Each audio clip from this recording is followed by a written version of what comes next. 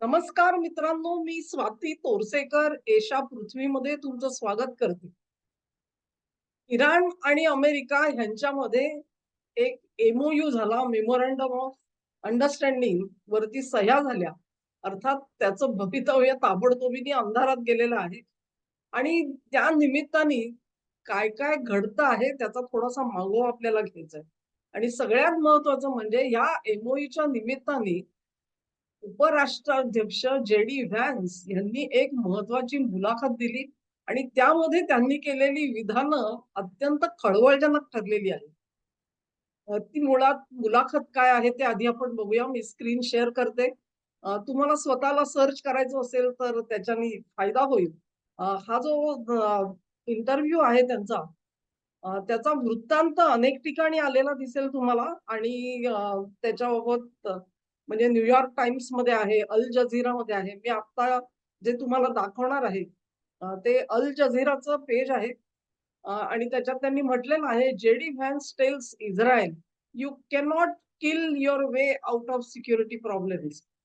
US vice president defends Iran war MOU, framing war as victory for Washington regardless of negotiation outcome. प्रत्येक शब्द महत्वाचा आहे ह्याच्यामधला. ते इस्रायलला ताकीद देत आहेत, की प्रत्येक वेळेला तुमच्या सुरक्षेचा प्रश्न हे कारण सांगून तुम्ही तुमचाच घोडा दामटण्याचं कारण नाही, तसं होणार नाही. आजच्या घडीला जो एमओयू आम्ही केलेला आहे इराणच्या सोबत, हा युद्धामधला एक मोठा विजय आहे. मला जरी असं वाटलं, की निगोशिएशन मधून, वाटाघाटींमधून काहीही परिणाम हाती लागला नाही. नसेल लागला परिणाम हाती, तरी देखील हा एक मोठा विजय आहे. असं म्हणजे या टोकाला जाऊन व्हॅन्स यांनी या एमओयूचं समर्थन केलेलं आहे इंटरव्ह्यूमध्ये आणि पुढे एखाद दुसरं वाक्य दाखवते, तुम्ही स्वतः सुद्धा सर्च करू शकाल ह्याच्यावरती. आणि ते काय म्हणतायत बघा. "And I guess my response to them will be, what is your alternate proposal?" तुमचं प्रपोजल काय आहे? जर का हे तुम्हाला मान्य नसेल, तर तुमच्या बाजूनी काय आहे? You are a country of 9 million people. तुम्ही तर केवळ 90 लाख तुमची लोकवस्ती आहे. You cannot kill your way out of solving every single national security problem that you have. म्हणजे तुमचा राष्ट्रीय सुरक्षेचा प्रश्न आहे म्हणून प्रत्येक वेळी जर का तुम्ही हा तह नाकाराल आणि त्याच्यामधून अमेरिकेची वाट मुश्किल कराल, तर ती गोष्ट कठीण होणार आहे. He called on Israel to let negotiations play out, to give a little bit of credit to the United States of America, which I think has been an incredible partner for the Israeli government for a long time. आतापर्यंत अमेरिकेने इस्रायलची सोबत केली. आता तुमची पाळी आहे, की तुम्ही थोडंसं धीर धरा, संयम दाखवा आणि या वाटाघाटींमधून एकंदरीत काय निष्पन्न होतंय त्याच्यासाठी थोडा धीर धरा. असा संदेश त्यांनी दिलेला आहे. तेव्हा याहीपेक्षा थोडेसे कडक शब्द त्यांनी पुढे त्या इंटरव्ह्यूमध्ये वापरलेले आहेत, जे तुम्ही स्वतः बघू शकता. मुळामध्ये हा जो इंटरव्ह्यू जे.डी. व्हॅन्स यांनी दिला, हेच एक आश्चर्य आहे. इराणचं युद्ध सुरू का झालं आणि ते आता या एमओयू पर्यंत कसं आलं याचा इतिहास हा ह्याच्यावरती पुढे पुस्तकाच्या पुस्तकं लिहिली जातील मित्रांनो. कारण तशाच घटना सुद्धा घडलेल्या आहेत. मुळात या युद्धामध्ये ट्रम्पनी उडीच मारायला नको होती आणि मारलीच असेल तर पहिल्या 2-4 दिवसामध्ये बाहेर पडायला पाहिजे होतं. मग त्यांना रॅम्प ऑफ मिळेना आणि मग काय-काय झालं, असे सगळे तर्क-वितर्क वगैरे, वगैरे सगळं तुम्हाला ह्याच्यामध्ये मिलिटरी व्हिक्टरी मुळी शक्यच नव्हती. मग मिलिटरी व्हिक्टरी हवीच होती का? का आणखी काय पाहिजे होतं? सर्व प्रकारची मल्लीनाथी चाललेली आहे. आज ट्रम्प सरकारनी जे डील केलेलं होतं, म्हणजे आता त्याची परत एकदा भवितव्य अंधारात आहे ते बघू आपण. पण त्याच्यामध्ये कुठेही न्यूक्लिअर मटेरियलचा उल्लेख नाही, मागमूस नाही. त्याच्याबद्दलचं जे अंडरस्टँडिंग आहे ते पुढच्या 60 दिवसामध्ये आपल्याला मिळवायचं आहे असं ट्रम्प यांनी सांगितलेलं आहे. नंबर 2 त्यांनी इराणला $300 बिलियन फंड देऊ केलेला आहे. रिकन्स्ट्रक्शनसाठी. त्याच्यानंतर त्यांचे जे ॲसेट सगळे गोठवले गेलेले होते पैसे बँकांमधून, ते सगळे आम्ही रिलीज करतो सांगितले आणि सँक्शन्स काढून घेतो सांगितले. एक प्रकारे इराणच्या पदरामध्ये अ, भरघोस असं यश ट्रम्प यांनी टाकलेलं आहे.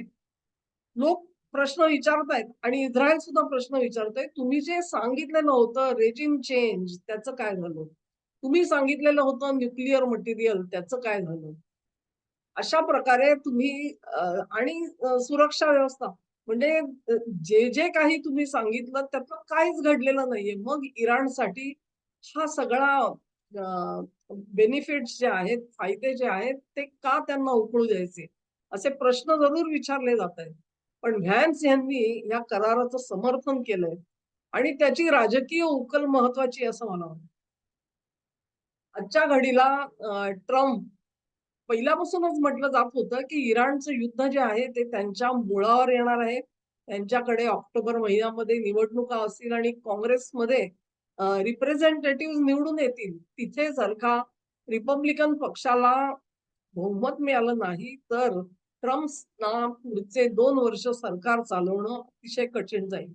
शिवाय त्यांनी जर का इम्पीचमेंटचा ठराव करायचा म्हटला, तर सिनेटमध्ये सुद्धा आतापर्यंत काही डेमोक्रॅट सिनेटर जे आहेत, ते वारंवार ट्रम्पच्या विरोधात मतदान करताना दिसतात. तेव्हा अशा पद्धतीने जर का अपयश आलं रिपब्लिकन पक्षाला, तर त्यांची इम्पीचमेंट सुद्धा होऊ शकते असं म्हणणारे लोक आहेत. किंबहुना राजकीय दृष्ट्या जर का पराभव झालाच रिपब्लिकन पक्षाचा, तर ट्रम्प काही ना काही कारणाने राष्ट्राध्यक्ष पदावरून बाजूला होतील आणि मग अमेरिकेच्या घटनेनुसार सूत्र जे व्हॅन्स यांच्या ताब्यामध्ये येतील. आणि असं झालं तर हा प्रश्न गैर लागून निश्चितच नाहीये. इराण युद्धामुळे ट्रम्पना एक प्रकारे बरीच बदनामी सहन करायला लागलेली. I am not a president for war असं ते सारखे म्हणत असत. म्हणजे युद्धाची खुमखुमी असलेला मी राष्ट्राध्यक्ष नाहीये. आणि असं असून सुद्धा म्हणजे मी हे युद्ध थांबवलं, ते युद्ध थांबवलं, भारत-पाक थांबवलं, युक्रेन थांबवलं वगैरे 8-10 युद्धांची त्यांनी मोठी यादी दिलेली होती आपल्याला आणि त्यांना ते नोबेल प्राइज मिळायचं होतं. अशा ह्या राष्ट्राध्यक्षांनी हे युद्ध सुरूच कसं केलं?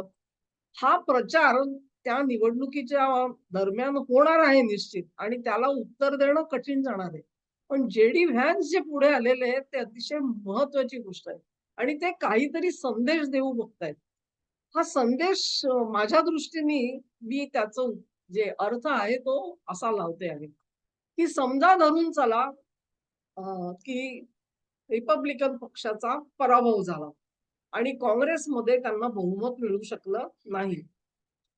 ही जर का परिस्थिती निर्माण झाली, तर डेमोक्रॅट्स जे आहेत ते उचल खातील आणि इम्पीचमेंटसाठी प्रयत्न करतील. राजकीय दृष्ट्या ट्रम्प वरती असं दडपण आणतील, की त्यांनी स्वतःहून बाजूला व्हावं, नाहीतर इम्पीच व्हावं.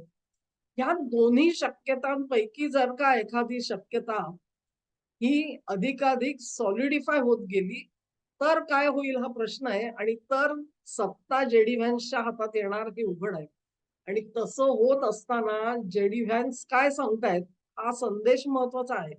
आणि ते असं सांगतायत, की हे जे डील आहे, ते केवळ ट्रम्पचं नाहीये, ते माझं सुद्धा डील आहे.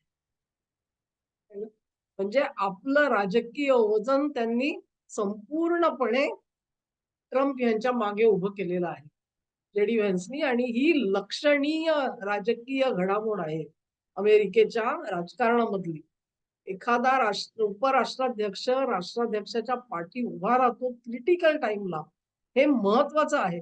जरा जरी व्हॅन्स यांच्याकडून ह्याच्यामध्ये थोडीसरी दिरंगाई, ठिसूळपणा दिसला असता तरी त्याचाही पॉलिटिकल फायदा डेमोक्रॅट पक्षाने घेतला असता, की बघा खुद्द त्यांचे उपराष्ट्राध्यक्षच he is not happy with what has happened वगैरे असं ते सगळं रंगवलं गेलं असतं. आणि मग त्या सगळ्या टीकेला उत्तर द्यायला व्हॅन्सना सुद्धा कठीण केलं असतं. पण व्हॅन्स हे दाखवून देतायत, की एक लक्षात घ्या, ट्रम्प जर का सत्तेवर राहिले तर काही प्रश्नच नाही. रिपब्लिकन पक्षाला यश मिळालं तर प्रश्नच नाही.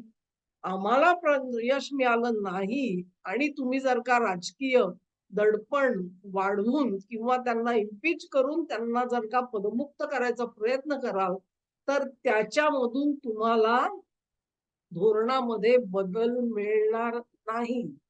मी जोवर आहे तोपर्यंत धोरण हेच राहणार. हे मोठं आश्वासन आहे मित्रांनो. अतिशय मोठं आश्वासन आहे. म्हणजे एक प्रकारे जे.डी. व्हॅन्स यांनी आपली खुंटी पक्की केलेली आहे. आपण इस्रायल आणि इराण या संघर्षामध्ये काय बाजू घ्यायची आहे, हे जे.डी. व्हॅन्स यांनी पक्क केलेलं आहे याच्यामध्ये. आणि हे का पक्क केलंय महत्वाचं आहे, कारण त्यांना कदाचित हे भावी राजकीय संकट जे आहे, ते डोळ्यासमोर दिसतंय. आणि हे जर का खरं असेल आणि ह्या वाइब्स जर का जे.डी. व्हॅन्स पर्यंत पोहोचलेल्या खऱ्या असतील, तर मग ऑक्टोबरच्या निवडणुकीमध्ये रिपब्लिकन पक्षाचं भवितव्य जे आहे, ते मला थोडंफार अंधुक वाटतं आणि दोलायमान वाटतं आहे. अन्यथा जे.डी. व्हॅन्सनी इतक्या चेवानी, त्वेषाने येऊन ते कराराच्या मागे उभे राहिले नसते. पण दुसरी एक गोष्ट आहे, म्हणजेच त्यांनी 2 गोष्टी केलेल्या आहेत, की तुम्ही ट्रम्पवर दडपण आणू नका.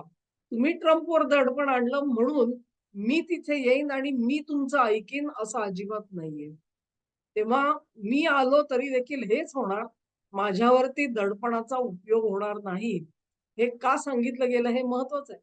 आणि आता आपण लक्षात घेऊ, की मुळात ही जी ट्रम्प यांची जी पॉलिसी आहे, इराणवरती हल्ला करण्यासाठी इस्रायलच्या सोबत ट्रम्प गेले, ही गोष्ट त्यांच्या मतपेटीला बिलकुल पटलेली नाही. तुम्ही जर का आजपर्यंत सांगत आलात, की I am not a president of war, तर मग तुम्ही या युद्धामध्ये का उतरलात? हा महत्वाचा प्रश्न आहे. आणि हा प्रश्न केवळ त्यांची एक जी विस्तृत मतपेटी आहे तीच विचारते असं नाही. पण त्यांची जी कोर मतपेटी, जी गाभा असलेली मतपेटी म्हणजे मागा, मेक अमेरिका ग्रेट अगेन. ह्या तत्वाशी जोडून राहिलेले जे मतदार आहेत, ते हा प्रश्न अधिक चेवाने विचारतायत. कारण त्यांचा असा एक समज आहे म्हणा किंवा ते सतत या गोष्टीला मुखर करत असतात. उच्चारून दाखवत असतात, की इस्रायल अमेरिकेला आपल्या मागे फरफटत नाही. इस्रायलचं जे काही आहे तेच सगळ्यात अंतिम. मग त्याच्यामध्ये अमेरिकेचं हित आहे का नाही, याचा विचार सुद्धा करायला इस्रायल आम्हाला सवड देत नाही. त्यांना जे पाहिजे आहे ते आमच्याकडून करून घेतात आणि ह्याला या मागा मतपेटीचा प्रचंड विरोध आहे. ट्रम्प यांनी युद्ध सुरू केलं तेव्हा अगदी टकर कार्लसन हे त्यांचे एक काळचे खंदे समर्थक, ते सुद्धा त्यावर टीका करत होते, की ह्या युद्धाची गरजच काय होती? तुम्ही इस्रायलच्या मागे फरफटता म्हणजेच अमेरिकेमधली जी ज्यू लॉबी आहे, त्या लॉबीचे तुम्ही मिंधे आहात. इथपर्यंत काही जणांनी तर्क लढवलेले होते, की एप्स्टीन फाईलमध्ये ट्रम्प अडकले आणि म्हणून नेतान्याहूंनी त्याचा वापर करून त्यांना ब्लॅकमेल केलं आणि युद्ध करायला भाग पाडलं. माझा त्याच्यावर फारसा विश्वास नाही. परंतु कसंही का होईना नेतान्याहूंनी ट्रम्पला पटवलं आणि युद्धात उतरवलं. हा तर आता इतिहास आहे. ही वस्तुस्थिती कोणी बदलू शकणार नाहीये. मग त्याच्या मागचं कारण काय? टकर कार्लसन काय सांगतात किंवा ही मागा मतपेटी जी आहे, ती जी दुखावली गेली होती, ती थोडीफार तिच्या जखमांवरती फुंकर घालण्याचं काम जे.डी. व्हॅन्स यांच्या इंटरव्ह्यूनी केलेलं आहे. Thus far and no further. इराणकडे न्यूक्लिअर बॉम्ब असू नयेत ही आमची भूमिका होती आणि ते आम्ही वी विल एन्शुअर दॅट त्या पलीकडे इस्रायलचे जे काही आग्रह आहेत, त्यांची राष्ट्रीय सुरक्षा असेल किंवा अन्य काही गोष्टी, ह्याच्यावर ते जे बोलतात त्याच्या आणि आमचा संबंध नाही, त्याच्यामध्ये फारकत आहे. आम्ही इस्रायलच्या मागे फरफटणार नाही. ही स्वच्छ भूमिका जे.डी. व्हॅन्सनी घेण्याचं कारण, दुसरं कारण हे आपल्या मागा मतपेटीला दिला गेलेला संदेश. तेव्हा जे.डी. व्हॅन्सनी ही जी मुलाखत दिली ती काय ऑफ द कफ दिलेली नाहीये. ती विचारपूर्वक दिलेली आहे आणि तिचे 2 परिणाम साध्य होतील, की ट्रम्पना बाहेर काढण्याचा प्रयत्न करू नका. मी सुद्धा तेवढाच हार्ड नट आहे. I will not change the policy. Number 2 ची गोष्ट अशी, की त्यांनी मागाला पटवलेलं आहे, की तुम्हाला वाटतं, की अमेरिका फरफटली, पण अमेरिका फरफटली नाहीये. अमेरिकेची जी ध्येय उद्दिष्ट होती ती आम्ही साध्य केलेली आहेत. That much only. ती आमची लिमिट आहे. त्याच्या पलीकडे आम्ही इस्रायलच्या मागे परफटणार नाही. केवळ इस्रायलचं हित म्हणून आम्ही त्यांच्या मागे गेलो नाही. त्याच्यात अमेरिकेचं हित होतं. तेवढं साध्य केल्यानंतर आम्ही मागे आलेले आहोत.